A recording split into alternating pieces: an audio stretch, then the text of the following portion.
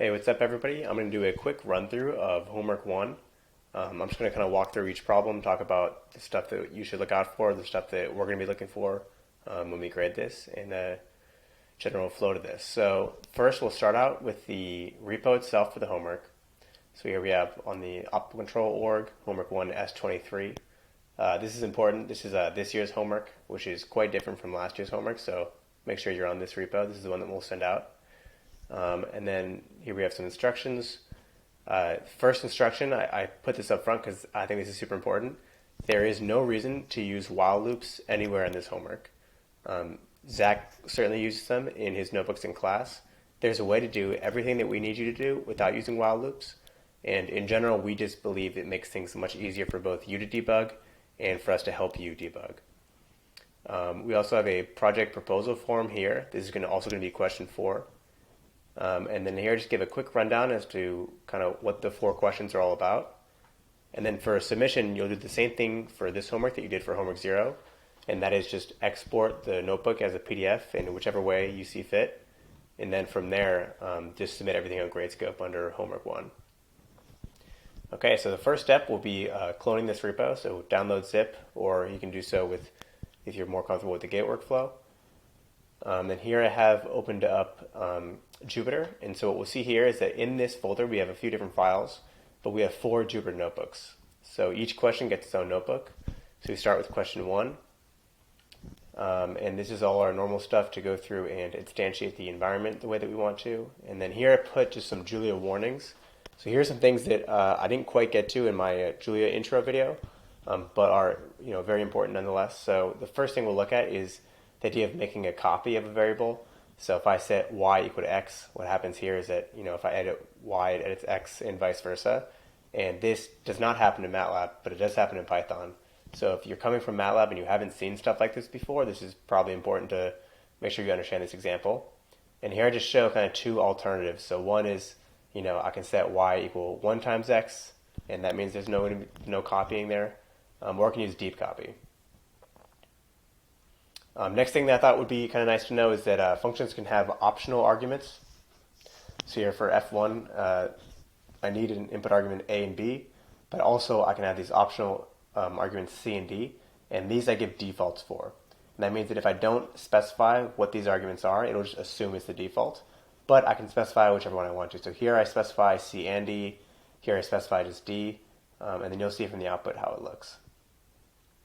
So this question is all about integration. So what we're doing is that we're going to look at a couple explicit and a couple implicit integrators. And we're going to go through these, and we're going to simulate a double pendulum. And we're going to kind of examine some of the characteristics of these and really kind of hone in on how to implement these things and how modular they can be. So first thing we're going to look at is this is the ODE. So this is the continuous time dynamics for a double pendulum.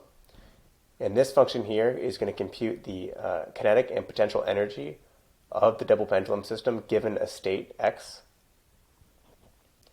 And then what we're going to say is that the first integrator we'll look at is an explicit integrator, and this is forward Euler. And by explicit, I just mean that it's a function that takes in the current state and outputs the next state. And so here we have xk plus 1 equals xk plus delta t times f of xk. And remember I said that my ODE this is right here, so this is x dot. And you'll go through and you'll implement this forward Euler function. And then what we do is that you'll see we have a simulation planned here. So all you have to do is, in this block right here, just go through and write the for loop and do the simulation. So xk plus 1 equals forward Euler at xk. And then we're going to compute the energy for this full sim. We have some tests here to make sure that things are integrating the way we expect. And the way we expect is that this thing is going to gain a lot of energy, which we know is physically not true. But this is just the nature of forward Euler, and we're trying to show that forward Euler is a relatively dangerous integrator to use for this reason. So then we'll introduce 2 better integrators. So here we have the first one is midpoint. This is a second order method, and then arc4, which is a fourth order method. And so these are written out here in just math, and so what you'll do is you'll just translate these equations as you see them into code right here for midpoint and arc4. And notice how these all have the same structure. So forward Euler, arc4, midpoint, they all take in a named tuple of parameters for the system, a dynamics function, x of k, so whatever the current value of the state is, and then dt. And they'll export xk plus 1, this return. So then we'll go ahead and put together a function called simulate explicit. So what we're doing here is that we're just going to take x, which is a vector of vectors, and each entry is going to be the state at time k. And then we'll initialize this first state to be x0, so whatever our initial condition is, x0. And then we're just going to simulate this forward, so fill up the entirety of x with these updated states as we go. And then we're going to return both the state and the energy for everything. So this should be pretty similar, if not identical, to what you had done earlier for the first simulation we did. So then I have two global variables that we'll use for the rest of the assignment. So the first is that we have this initial condition, and then we're going to have a named tuple called params. And this is going to contain all of the parameters that we're going to use in our continuous time dynamics function. So this next part, we're going to look at implicit integrators. So what we said before is that for explicit integrators, this just means I have some function, f explicit, it's going to take in the current state, it's going to output the state at the next time step. So this is an explicit function. What we're introducing now is an implicit function, and this means that I no longer can just give the current state and output the next state. Now what I have to do is I have to define a new function called f implicit. It is a function of xk and xk plus 1 and dt, and this whole thing must be equal to 0. So this is fundamentally a different approach to integration than the explicit integrators. So the way that this integration actually works is that I'm going to start out with some initial state, x of k, and I'm going to use a root finding method. So in this case, we'll use Newton's method, and we're going to solve for the xk plus 1 that satisfies this equation right here. So this is a super important departure from explicit integrators. So remember, for explicit, I hand it x of k, the function computes something, and it outputs xk plus 1. Now I have an implicit integrator, and this is just saying that this equation is true if xk and xk plus 1 are being integrated correctly. And so what I do here is that I don't define these new integrators in the same way I did for explicit. Instead, I'm defining what this kind of residual function is that I need to be 0. So the first thing we'll look at is backward Euler. So forward Euler, if you remember, has x dot at time k. Backward Euler just has x dot at time k plus 1. And so here's an example of my explicit integrator for backward Euler. It's this residual function. And so what I want to do is I know xk, and I want to solve for xk plus 1 such that this thing is equal. That's how these integrators work. Now the next method we'll look at is implicit midpoint. The third one is Hermite-Simpson. And so these are three implicit integrators, and we'll implement all of them the exact same way. So all we have to do for these functions right here is we're just taking in this last line of each of these things, this kind of residual right here, the thing that we want to be equal to 0, and we're just writing down the constraint here. So we're just writing down, so for backward Euler, we're just putting this in code right here. And it's important to note that these functions, they're not solving for anything.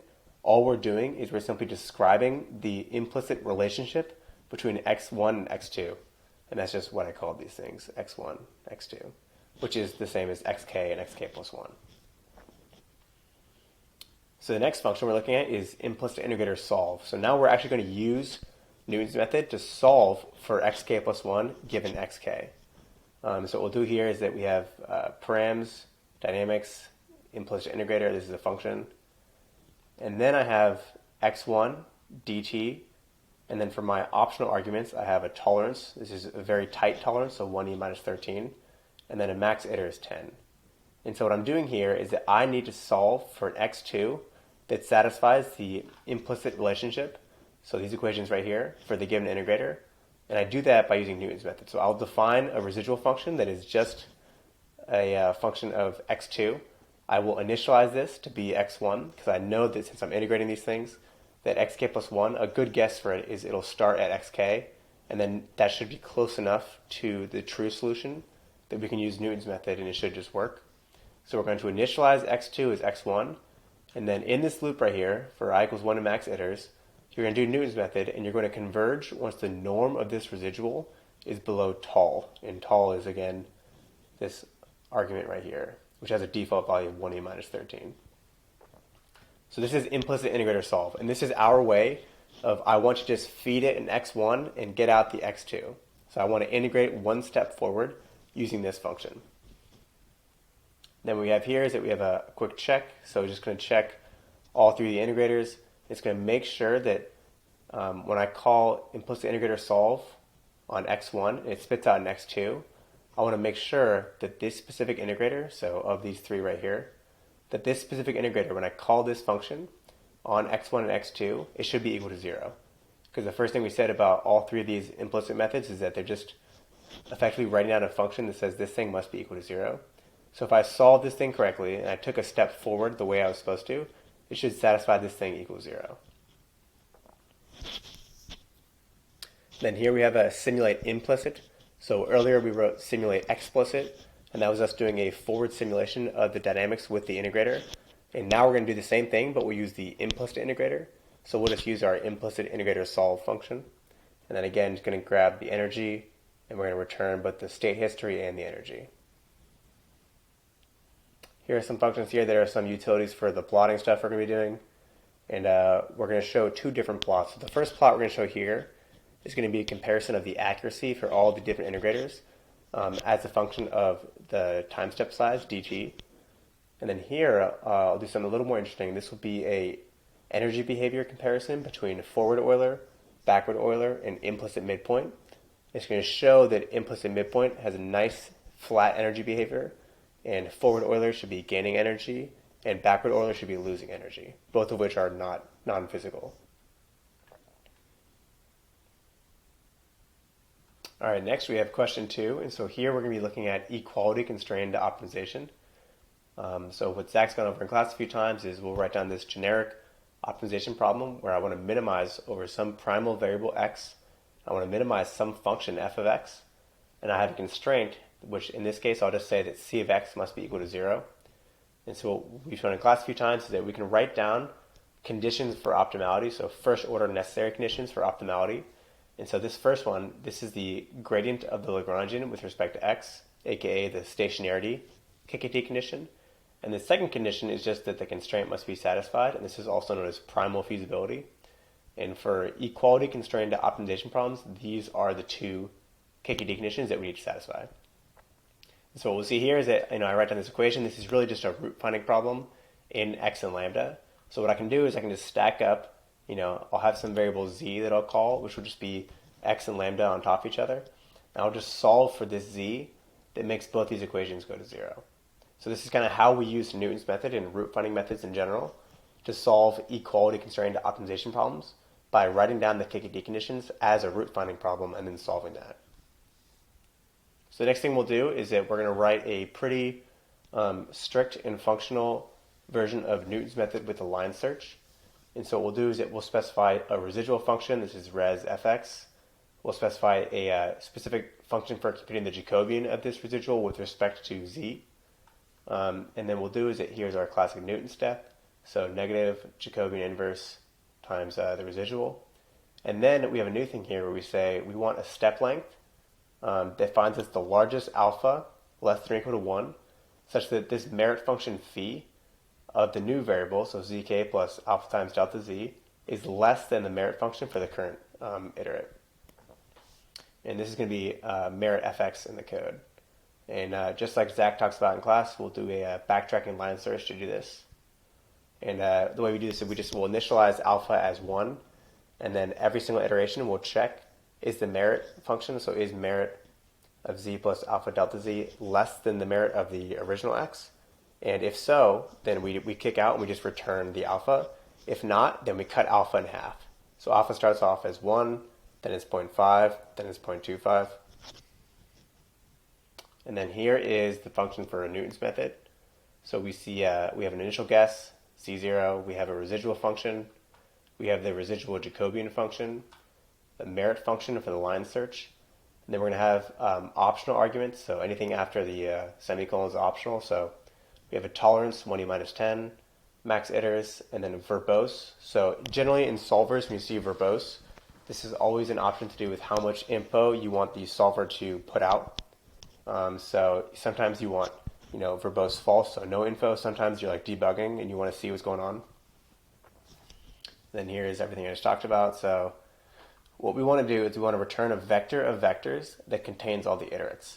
So we want a big vector z that is going to be the size of z0 for 1 to max iters, and we're going to have z1 equals z0. This is just us initializing z as z0. And now for the rest of this, it's super important to note that we are not using a while loop anywhere. It's much better for Newton's method to just say for I equals 1 to max iters minus 1, and this gives us, by default, it'll never run forever, which is one of the common issues if you screw up your while loop. So we're doing for I equals 1 to max iters. You're going to, also everything here is a suggestion, so you can implement this however you want to. The way that I've structured this with the comments is what I think is the best way to implement this, and it will hopefully be the easiest thing for you guys to do as well as get help from us. So the first thing we'll do is you will evaluate the current residual. So we had this, res fx function.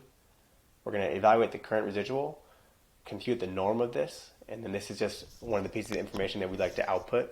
So if verbose equals true, that's the same as if verbose, then we'll print out the iteration number and then the norm of the residual. And then what we'll do is it will check, is this norm r less than the tolerance? So tolerance, this is the optional argument, tol right here. And if it is, then we're done. That means that Newton's method has found within some tolerance a root for this system. So what we'll do is it will return z1 to I, and what this is a vector of vectors where each element of this vector is another iterate z. So the first one is z0 that we started with, then we use Newton's method, we iterate, and then the last one should be the solution to the system within the tolerance. So this is not the case, we have to keep going, so we're going to calculate this Newton step, and then we'll do the line search function that we just wrote to get an alpha, and we'll update our z variable, and so this is like, z of I plus 1 equals zi plus alpha times dz, that kind of thing. And then if for some reason, if we go through 1 to max iters, and we never returned a variable, so we never had norm r less than the tolerance, then we'll throw this error right here saying Newton's method did not converge. And this is our way of making sure that Newton's method is actually converging. And if not, then it's going to throw us that error. And then this function right here is hopefully going to be super helpful for you guys. This is a system I cooked up that when you start from this initial condition, if you don't have the line search done correctly, it'll converge in like 10 iterations. But if you have the line search done correctly, then there's going to be one iteration where the step length will have to be 0.5. And if that happens, then Newton's method will work well, and we'll do full convergence in just 6 iterations, which will make the length of this vector here 6. And then we'll just make sure that everything is converged at the end of it. So the idea is that this example is nothing control related, but it should test everything about Newton's method that you just wrote out. So the next thing that we're going to look at is we're going to use the same thing that we just wrote earlier, so our nice Newton's method, the line search, and we're going to use this to solve 2 different constrained optimization problems. So the first one that we're solving is going to be a relatively simple toy problem, and then once we do this and we make sure we understand what's going on and that all of our code is working the way we expect, we're then going to solve a much more interesting problem, which is how to get a quadruped to balance upon 1 foot. So this block right here will just show you what the cost function looks like. Here's a cost function. Here's a constraint function. Here's a constraint Jacobian. So this is actually worth explaining.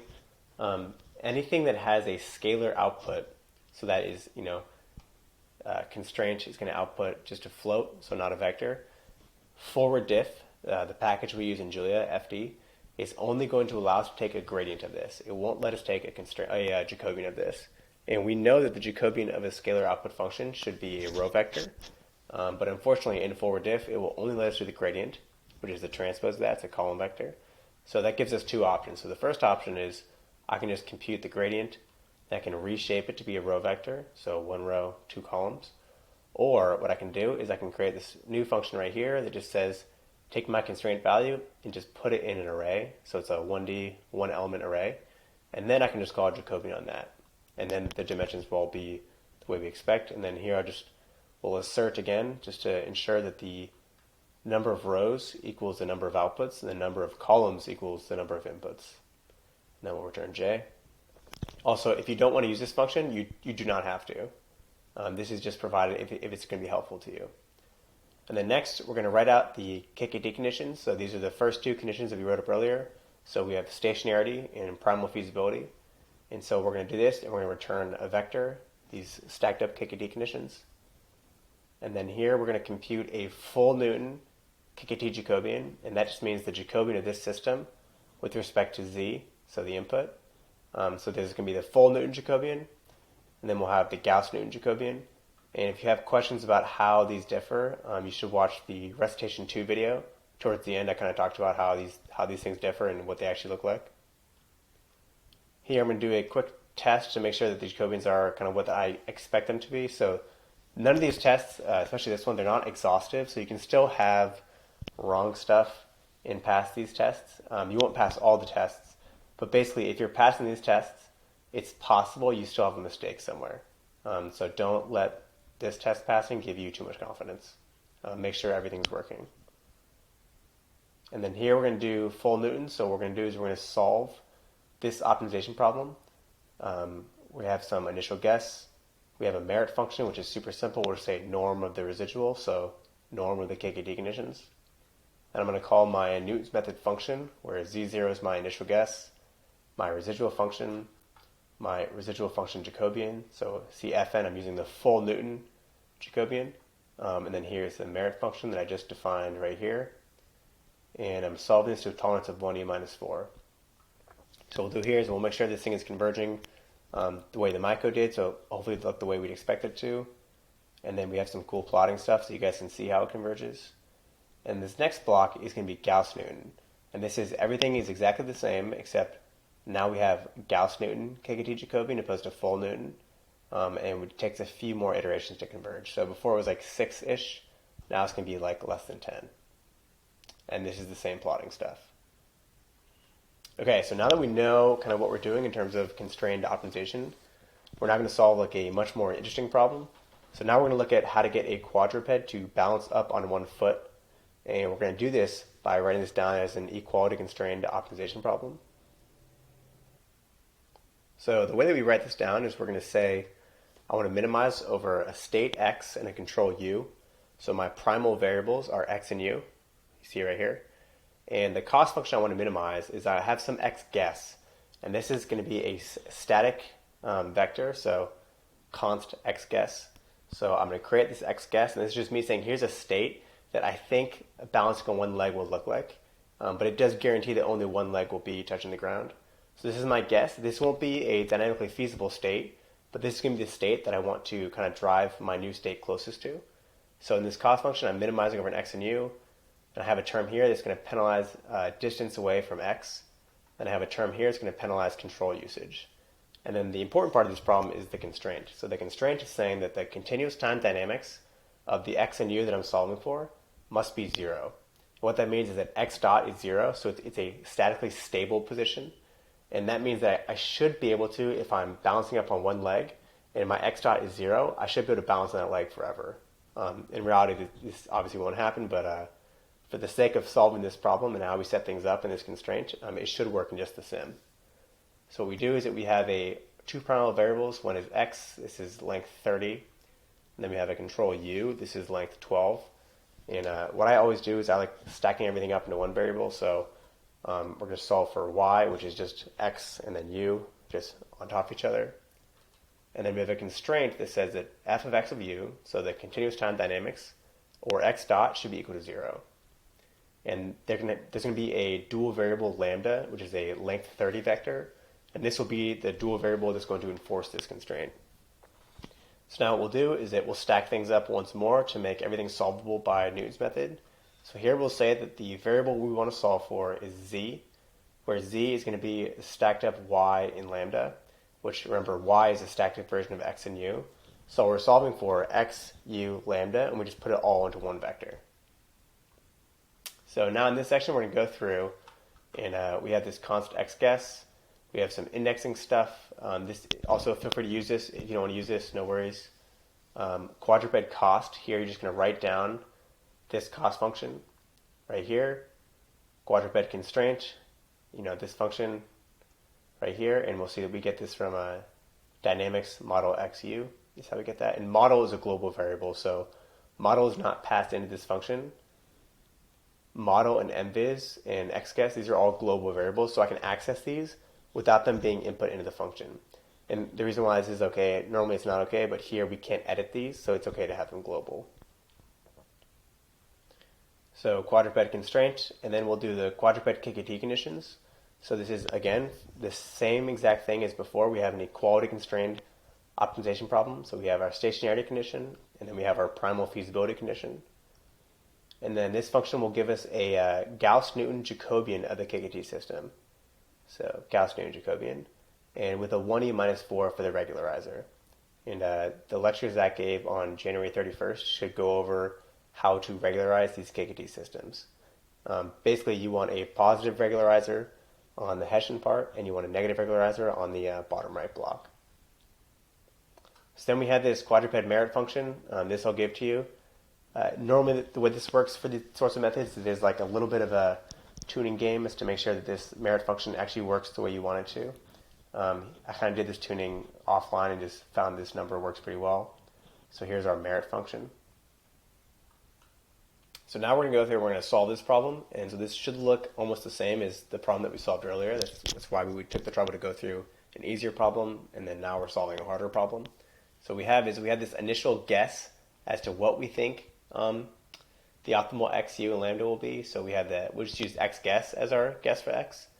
And our U guess will be all zeros. And then our guess for lambda will also be all zeros. And so we'd use the same Newton's method function, initial guess C0. The residual we want to drive to 0 is the quadruped KKT. And the Jacobian of this is going to be our Gauss-Newton Jacobian for this system. And then we have a quadruped merit function, which is what I've defined for you right here. And then this is going to be some visualization stuff. And once you plot this, we'll do a test to make sure it's converging the way we expect it to. And then we'll plot both the convergence of this thing, which will be a little spiky and weird, but it will converge. And then it will show, hopefully, which is exciting, it will show a balancing quadruped, which is cool. And here's where we see that. All right, so that's question 2. Now I can move on to question 3. So question 3 is we're going to write our own augmented Lagrangian QP solver. And this is important for a few reasons. So we're going to see QPs all over this class. They're super important. Tons of problems end up being QPs. And this is a fairly easy to write QP solver. And then to kind of like reward you, we'll use this solver to solve a pretty interesting like dynamic simulation problem, which the idea is kind of mixing. Question 1 was all about integration and dynamics. Question 2 is about solvers and stuff. We're going to kind of do both these things with a QP solver.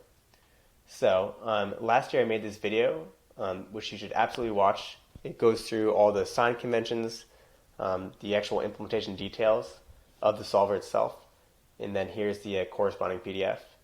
And all this notation should be the same.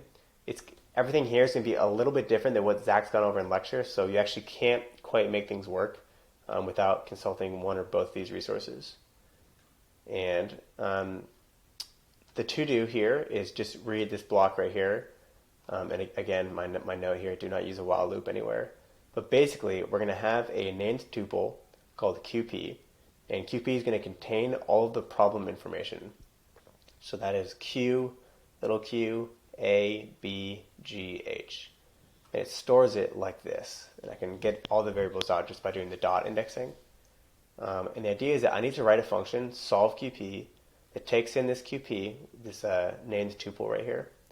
It's going to take in the named tuple with all the problem information, and then it has optional arguments for both true, max iters, and tolerance.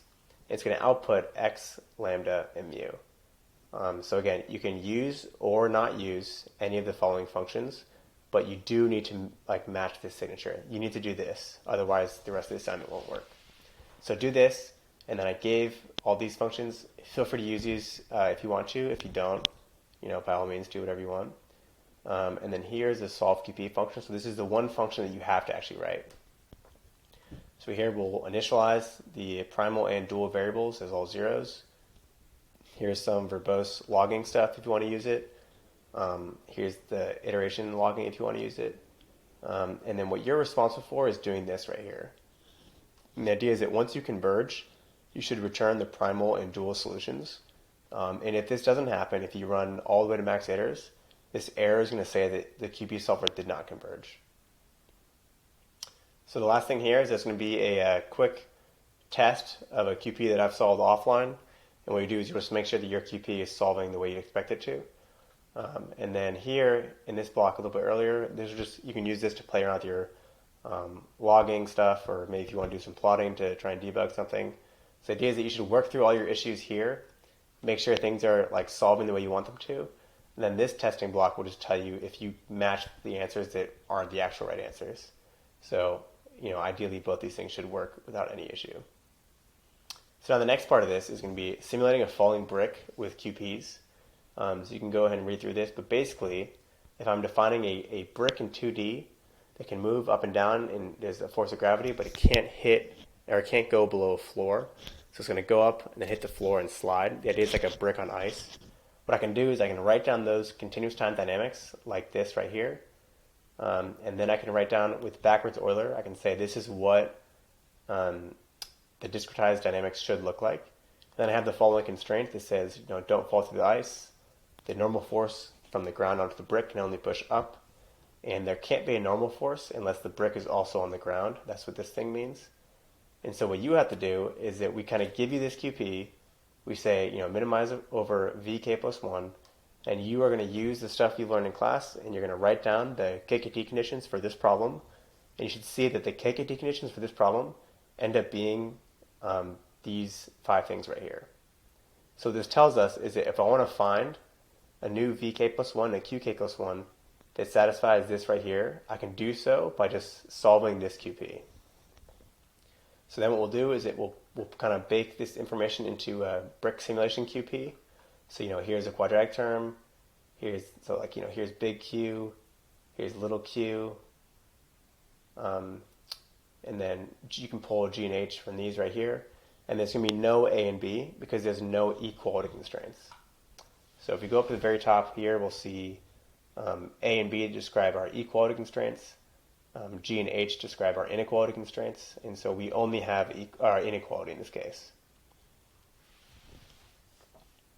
So this function is going to take in current Q, current V, so QK, VK, and it's going to create the QP object, which is just a named tuple containing all the information, and return it.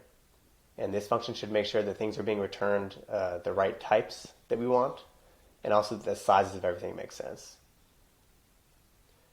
And the last thing here is that we can actually just simulate this. So the way this will work is that I start out with my Q's and V's, and these are vectors of vectors that hold the Q's and the V's. And we'll initialize the first element of these to be Q0, this is what this is, and V0 right here. And then your to-do is to do a simulation where I take a step forward by forming and solving the QP at every time step. And that should give me, because the QP is the primal variable, the QP is this VSK plus 1, so V at the next time step. And then once we solve for that, then we can use that, and we can back out what QK plus 1 is. So what I mean by that is, if you look here, you're going to solve this QP for VK plus 1, and then once we solve for that, we can then back out what QK plus 1 is, because QK plus 1 is just QK plus DT times VK plus 1. So both those things are going to happen in this loop right here. So in this simulation, just to summarize, we're going to build the QP, we're going to solve the QP, and then you're going to form QSK plus 1 as a function of QSK and VSK plus 1. And these tests here just make sure that it does what we expect it to. And what we're expecting it to do is the brick should go up, hit the ice, and just slide. So if it's doing that, you've done everything correctly. All right, so that's all of 3. That leaves 4, which is just another way to get you guys to fill out the product proposal form. So this is also going to be posted on Piazza, and it's also in the README of the repo right here. And yeah, there's going to be tons of office hours. If you have questions, please hit us up on Piazza or stop by office hours, and we'd be happy to help you.